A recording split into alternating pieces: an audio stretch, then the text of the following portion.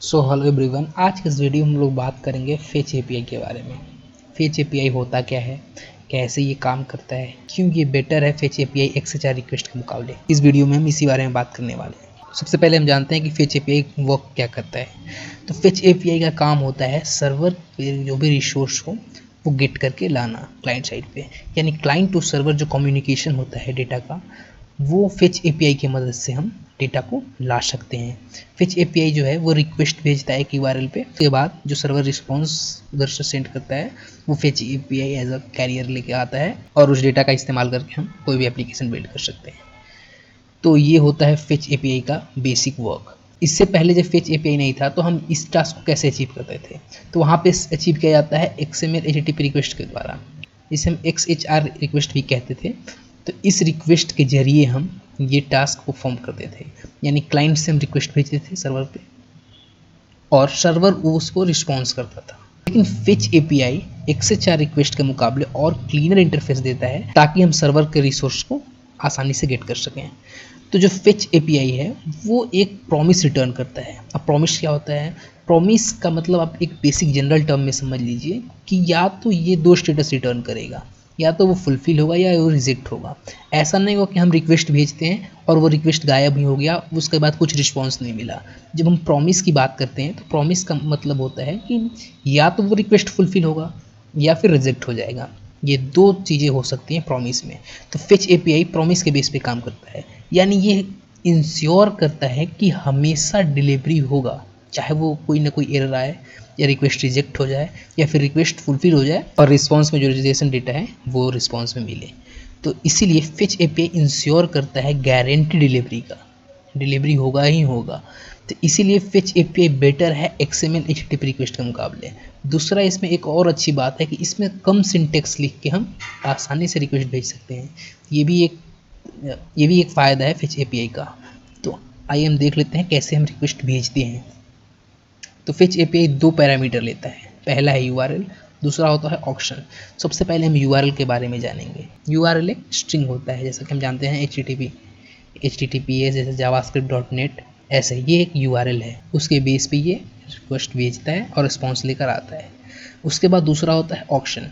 Auction का इस्तेमाल तब किया जाता है जब फेच एपीआई से कोई पोस्ट रिक्वेस्ट भेजा जाए या फिर पुट रिक्वेस्ट भेजा जाए, पैच रिक्वेस्ट भेजा जाए, डिलीट रिक्वेस्ट भेजा जाए।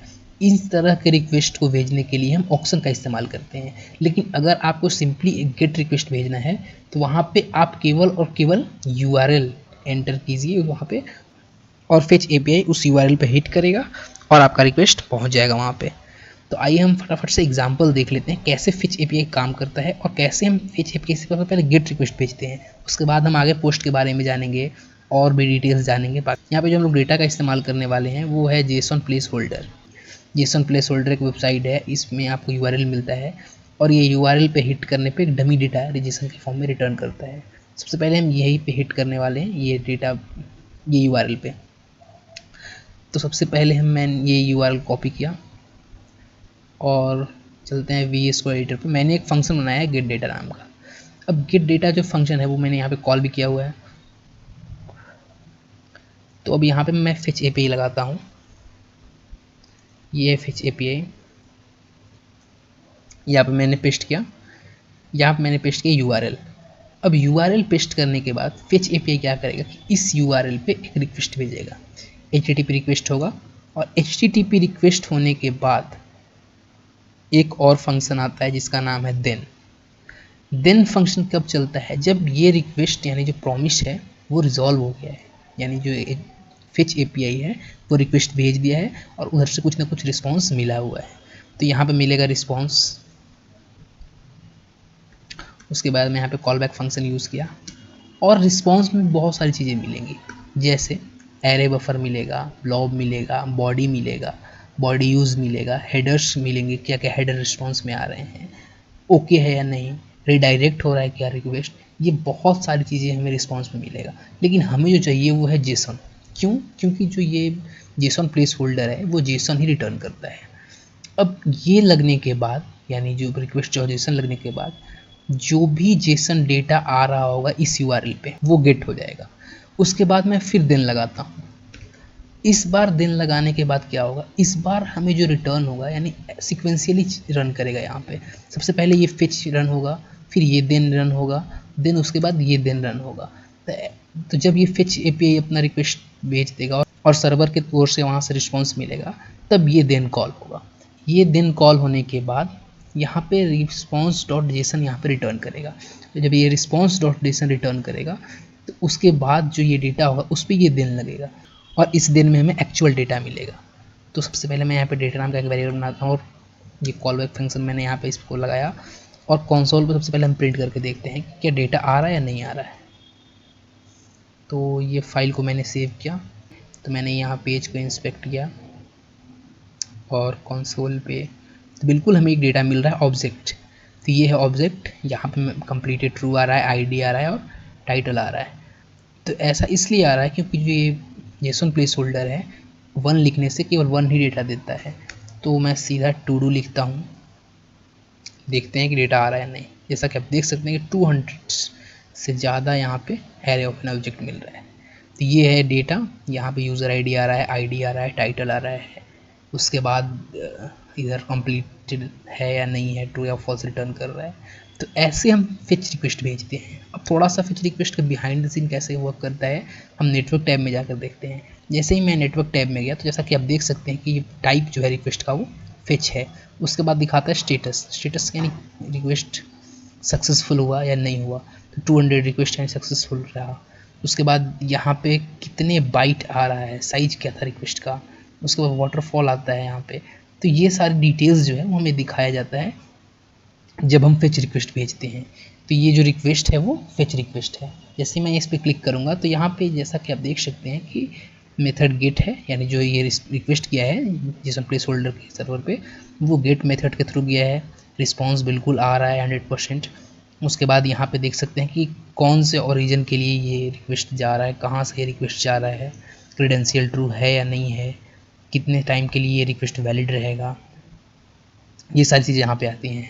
उसके बाद ये रिस्पॉन्स टेक्स्ट आता है। रिस्पॉन्स में जैसा कि आप देख सकते हैं कि जेसन डेटा है। उसके बाद यहाँ पे प्रीव्यू है, प्रीव्यू में बिल्कुल सेम डेटा आएगा।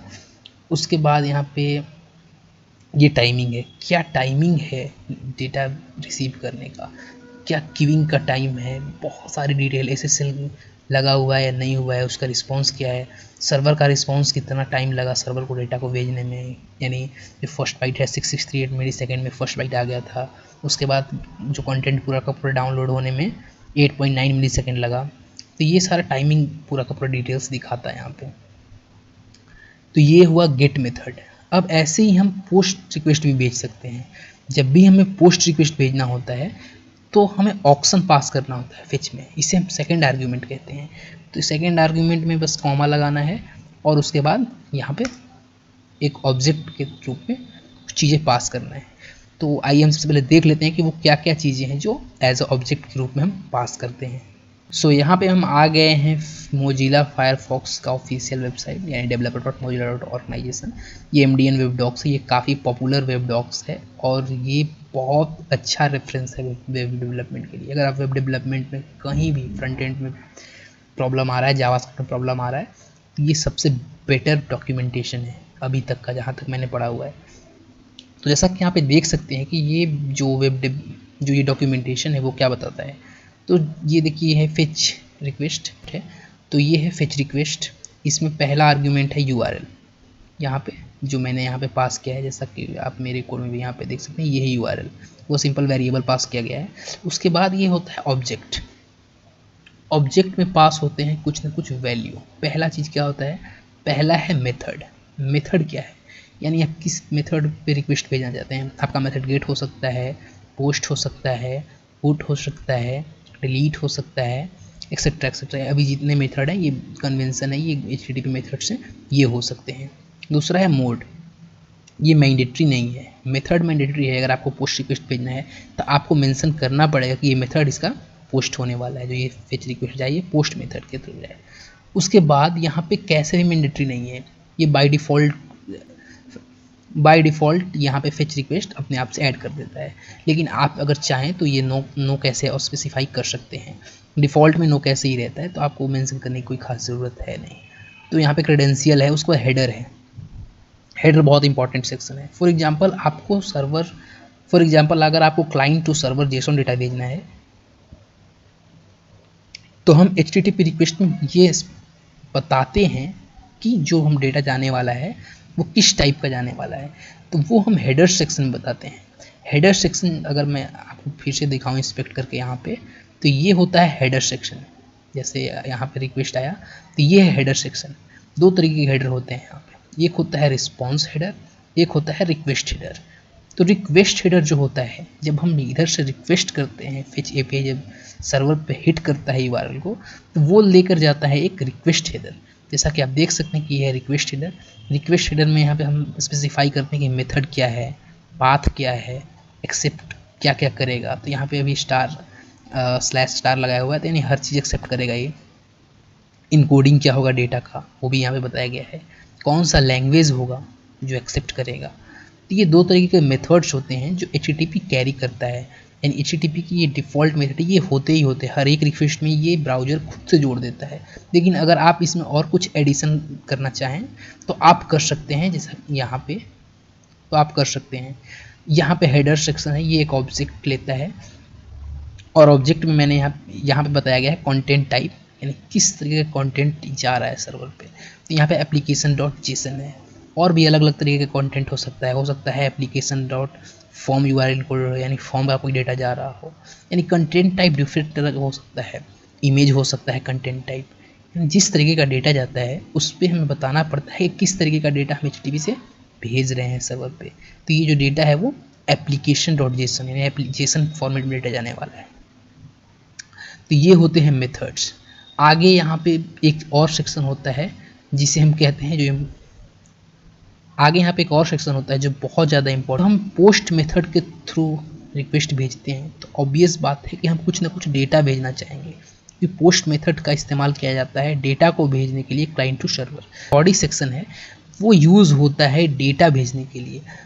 अब बॉडी जो सेक्शन है वो केवल स्ट्रिंग कैरी ओवर करता है यहाँ पे।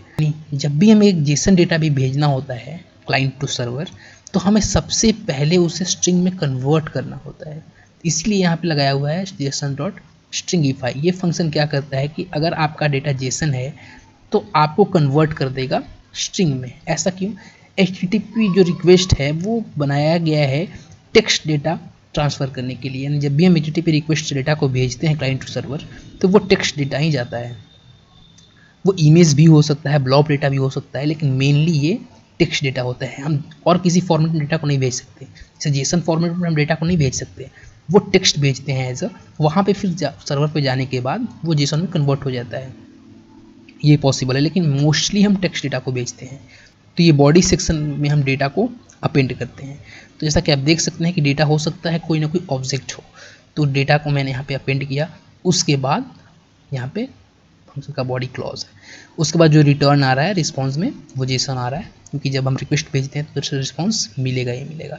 अब ये यहाँ पे पोस्ट डेटा एक फंक्शन बनाया गया है यहाँ पे, जैसा कि आप देख सकते हैं। और यहाँ पे पोस्ट डेटा में ही फेच एपीआई लगाया हुआ है। तो ये फर्स्ट पैरामीटर यहाँ पे पास कर रहा है URL, सेकेंड पैरामीटर पास कर रहा है data as a object form में। अब ये यहाँ पे मेंशन नहीं किया हुआ है पोस्ट रिक्वेस्ट है या गेट पोस्ट मेथड है या गेट मेथड है, लेकिन इंटरनली फेच जो रिक्वेस्ट यहाँ पे लगाया गया है पोस्ट डेटा मेथड में, वहाँ पे मेंशन है कि ये मेथड पोस्ट है। तो ये फंक्शन को देखकर आप ये अज्यूम मत कर लीजिए कि ये फेच मेथड है। एक्चुअल फेच मेथड इस मेथड के अंदर इम्प्लीमेंट किया गया है। तो चलिए हम अपना खुद का एग्जाम्पल एक देखने वाले हैं पोस्ट मेथड के थ्रू। सो अपना एग्जाम्पल जो हम देखने वाले हैं वो भी हम जेसन प्लेस होल्डर पे ही देखने वाले हैं, और जेसन प्लेस होल्डर पे ही डेटा को भेजने वाले हैं। तो जिस URL पे हम डेटा को पोस्ट रिक्वेस्ट मारने वाले हैं वो URL है ये URL पे हम डेटा को पोस्ट रिक्वेस्ट मारेंगे, यानी जो हम डेटा को इधर से भेजेंगे। तो हम सबसे पहले ये URL कॉपी कर लेते हैं और अपने VS कोड में जल्दी से पेस्ट कर लेते हैं। उसके बाद हमें लिखना होता है, वो यहाँ पे छूट गया, इनपुट कर लेते हैं। उसके बाद हमें लिखना होता है मेथड। तो मेथड जो है वो हमारा है पोस्ट, ये हमें स्पेसिफाई करना होता है। नेक्स्ट जो सेक्शन है और नेक्स्ट जो मैं स्पेसिफाई करने वाला हूँ वो है ये बॉडी। बॉडी इंपॉर्टेंट है क्योंकि जब हम पोस्ट रिक्वेस्ट भेजते हैं तो हम जो डेटा है उसे बॉडी में ही अपेंड करके भेजते हैं। तो बॉडी इंपॉर्टेंट सेक्शन है, ये होना चाहिए। और बॉडी में जो भी हम डेटा अपेंड करेंगे वो fetch API as a body में अपेंड करके डेटा को सर्वर पे सेंड कर देगा। तो डेटा जो है वो इस फॉर्मेट में होना चाहिए जैसा कि यहाँ पे दिखाया गया है। तो मैं सबसे पहले यही फॉर्मेट को कॉपी कर लेता हूँ और यहाँ पे देता हूँ बॉडी। अब बॉडी में डेटा जो होना चाहिए वो इस फॉर्मेट का होना चाहिए, लेकिन ये फॉर्मेट डायरेक्टली तो नहीं लेगा क्योंकि ये है एक जेसन फॉर्मेट। जेसन फॉर्मेट हम भेज नहीं सकते, इसीलिए हम कन्वर्ट करते हैं इसको स्ट्रिंग में। तो जेसन डॉट स्ट्रिंगिफाई ये एक मेथड है जो जावास्क्रिप्ट ऑब्जेक्ट यानी जेसन को कन्वर्ट कर देता है एज अ स्ट्रिंग में। ये मैंने यहाँ पे पेस्ट कर दिया। अब तीसरी चीज़ जो होती है यहाँ पे जो ऑक्शन, तीसरी चीज़ जो ऑक्शन में होती है वो है कंटेंट टाइप यानी हेडर्स। तो हेडर्स भी बहुत इंपॉर्टेंट सेक्शन है क्योंकि जो हम डेटा भेजने वाले हैं सर्वर पे, सर्वर को हमें बताना पड़ेगा कि हम किस टाइप का डेटा भेजने वाले हैं। तो ये चीज़ जो होता है जो हम सर्वर को बताते हैं कि किस टाइप का डेटा जा रहा है वो हेडर्स में बताते हैं। क्योंकि जब भी हम एक रिक्वेस्ट भेजते हैं तो उसके साथ साथ हेडर्स भी भेजते हैं और हेडर्स जाता है तो सर्वर पे हेडर्स के जरिए सर्वर को पता चलता है कि जो डेटा आया है इस रिक्वेस्ट से वो है किस टाइप का। तो मैं यहाँ पे स्पेसिफाई कर लेता हूँ हेडर्स। एक ऑब्जेक्ट बना लेते हैं हेडर्स। हेडर्स एक ऑब्जेक्ट है, इसमें किस टाइप का डेटा है यानी कंटेंट किस टाइप का है तो वो मैं स्पेसिफाई करता हूँ कंटेंट टाइप।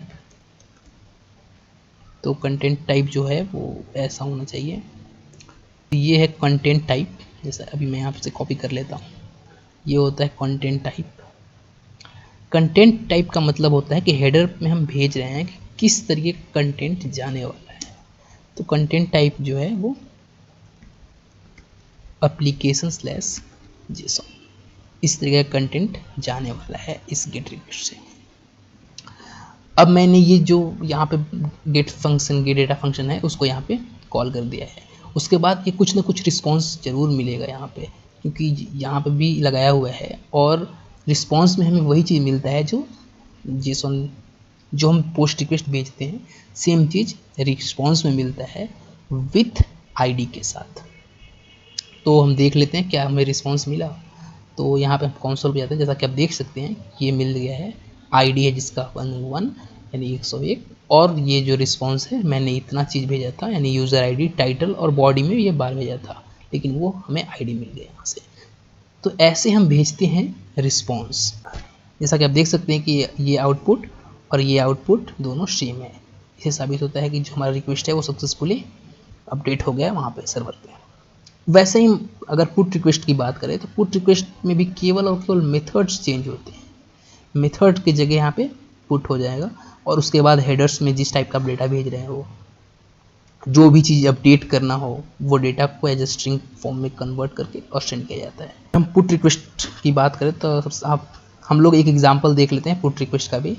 तो केवल मेथड में हमें चेंजेस करने हैं, यहाँ पोस्ट की जगह पुट करने हैं और उसके बाद एक चीज़ और इसमें ऐड करना है डेटा में, वो है आईडी।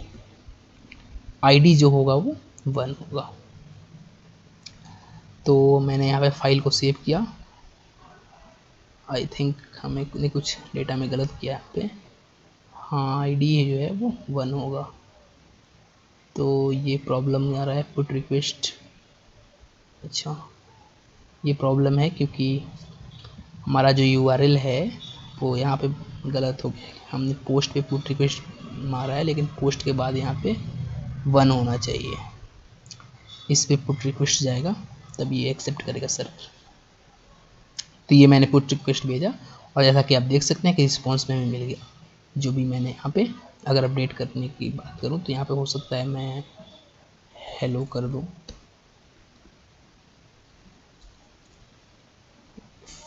फेच एपीआई करूँ तो फिर से मैंने ये रिक्वेस्ट किया और यहाँ पे जैसा कि आप देख सकते हैं कि रिस्पॉन्स में हमें बॉडी में हेलो मिल गया और टाइटल फेच एपीआई। ये होता है पुट रिक्वेस्ट। जो भी आप रिक्वेस्ट करना चाहते हैं क्लाइंट टू सर्वर केवल मेथड्स में चेंज होते हैं। बाकी जो जेसन बॉडी है, बाकी जो बॉडी में जो स्ट्रिंग है वो जेसन के फॉर्म में ना होकर स्ट्रिंग के फॉर्म में होना चाहिए। अगर आपका डेटा जेसन के फॉर्म में है तो आप इजीली जेसन डॉट स्ट्रिंगिफाई एक फंक्शन है, जेसन डॉट स्ट्रिंगिफाई मेथड के थ्रू आप कन्वर्ट कर सकते हैं जेसन में डेटा। उसके बाद सेम एज होता है डिलीट रिक्वेस्ट। डिलीट रिक्वेस्ट में क्योंकि कोई बॉडी नहीं जाता तो यहाँ पे हम केवल मेथड में डिलीट लिखते हैं, उसके बाद जो सर्वर है उसके बाद हम रिक्वेस्ट भेजते हैं तो सर्वर पे अपने आप डिलीट ऑपरेशन परफॉर्म हो जाता है। तो ये है तरीका फेच एपीआई को कॉल करने का और फेच एपीआई से डेटा को रिसीव करने का। अब ये डेटा है, इसका इस्तेमाल आप कहीं भी कर सकते हैं। आप किसी भी डेटा को रेंडर करने के लिए कर सकते हैं। आप सिंपली इस डेटा को कहीं भी यूज़ कर सकते हैं, यूआई पर रेंडर करा सकते हैं। लेकिन इंटरनली ऐसे वर्क करता है फेच एपीआई। जैसा कि आप देख सकते हैं कि यह है पुट रिक्वेस्ट। हमने भी जो पुट रिक्वेस्ट भेजा था वो पुट रिक्वेस्ट यहाँ पे है, और जो डेटा है वो एज अ पेलोड में जाता है यहाँ पे। तो जो डेटा हमने वहाँ पे भेजा तो सबसे पहले वो पेलोड में गया। ये जो डेटा जेसन दिख रहा है वो एक्चुअल में जेसन नहीं होता। अगर हम सोर्स पे क्लिक करें तो वो ऐसा डेटा जाता है, ये फॉर्म में डेटा जाता है। ब्राउज़र में ये देखने के लिए ब्राउज़र खुद से पास कर लेता है यहाँ पे। वैसे ही अगर मैं बात करूँ पोस्ट रिक्वेस्ट की, तो आप देख सकते हैं कि ये है पोस्ट रिक्वेस्ट। यहाँ पे मैंने इस यूआरएल पे भेजा था पोस्ट पे, और इसमें भी सेम एज पेलोड लगाया हुआ है। पेलोड में वही जो हमने डेटा है बॉडी में से साइन किया वो पेलोड एज ए पेलोड पहुँचता है वहाँ पे सर्वर पे। लेकिन जो डेटा जाता है वो एज अ टेक्स्ट फॉर्म में जाता है, स्ट्रिंग जाता है, न कि जेसन ऑब्जेक्ट। यहाँ पे ब्राउज़र में जेसन ऑब्जेक्ट में केवल दिखाया गया है। उसके बाद हमें रिस्पॉन्स मिलता है कुछ ना कुछ। तो फिलहाल तो रिस्पॉन्स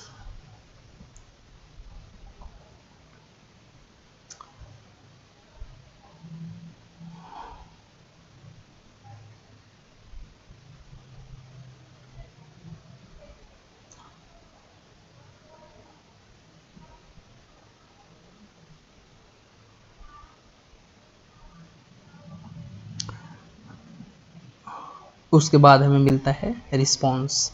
तो यहाँ पे ऐसे ही रिस्पॉन्स मिलता है, और जो भी हम डेटा बेचते हैं उसका कुछ ना कुछ जो बैकएंड से रिस्पॉन्स आता है वो यहाँ पे आता है। उसके बाद ये कुछ टाइमिंग का है कि कितना देर ये क्यू रहा, उसके बाद कब कितना वेट करना पड़ा सर्वर को रिस्पॉन्स बैक करने में, यही सब बेसिक चीज़ें हैं। तो ये होता है फेच एपीआई। तो फेच एपीआई एक बहुत ही अच्छा तरीका है जिससे हम सर्वर पे भेज सकते हैं रिक्वेस्ट, चाहे वो गेट रिक्वेस्ट हो, पुट रिक्वेस्ट हो, या पैच रिक्वेस्ट हो, या डिलीट रिक्वेस्ट हो। अगर आप मेथड सेक्शन में यहाँ पे गेट भी लिख देते हैं तो ऐसे भी हम गेट रिक्वेस्ट भेज सकते हैं। लेकिन अगर आप केवल और केवल गेट रिक्वेस्ट भेजना चाहते हैं तो ये लिखने की आवश्यकता,